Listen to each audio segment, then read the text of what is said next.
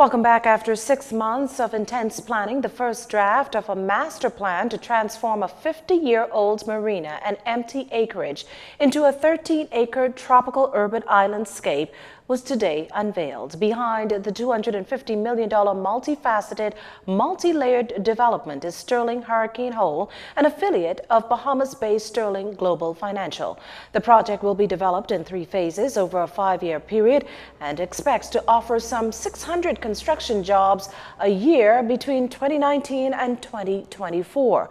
Sterling Global President Stephen Tiller. What we're very excited about is it's a project with a long history and a legacy to it, a very positive one, and we want to reinstitute that. And so we like the location. We think is incomparable to very many else, and the combination of a live, work, and play environment with the marina, housing, offices, and retail services, we think will be an unparalleled offering. The master plan calls for the complete renovation and reconfiguration of the 90-slip marina, and according to Bill Green, Vice President of Sterling Hurricane Hole and Chief Investment Officer, that project has already begun.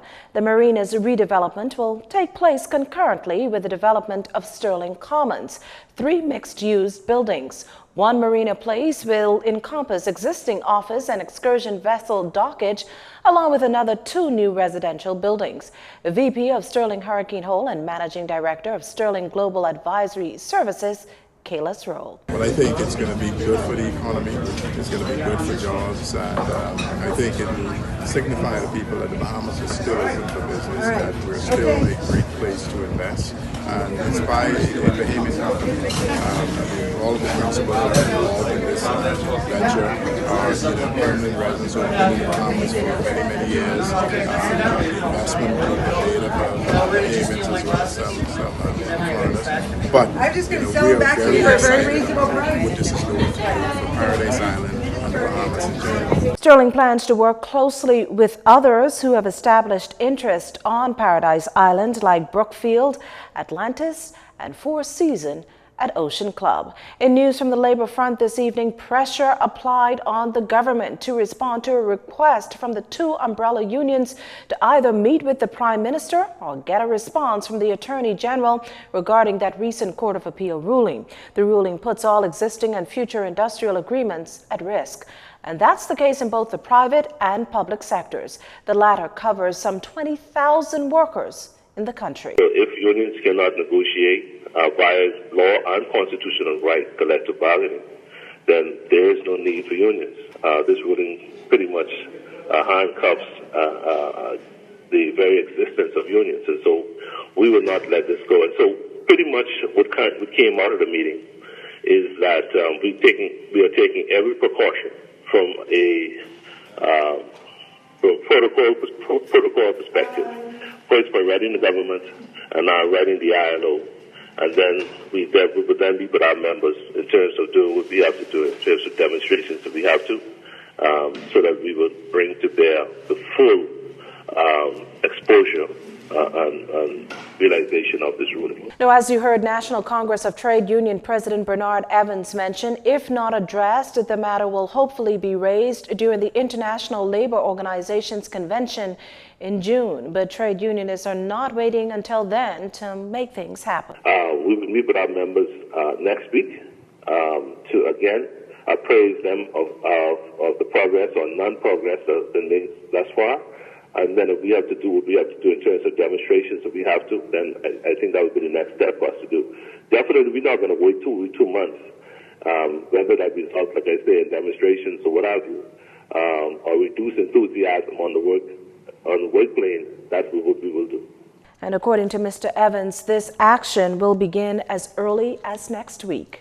Any time after the 10th. The 10th is our deadline, pretty much. And so any day after the 10th, so pretty much from the 11th, God willing, we will begin our step up our official events. The unions say they're prepared to take the matter all the way to the Privy Council.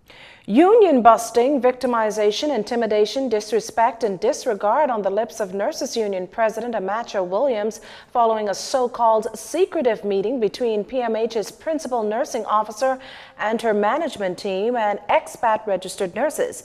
According to Nurse Williams, it was during that meeting that the group was given a different shift effective April 30th. This shift, the union 3 years ago did not agree on due to the fact that they didn't want to pay shift premium for the nurses. So that's why we disagreed on that shift. The minister states that this shift is to facilitate the shortage. This shift does not facilitate the shortage.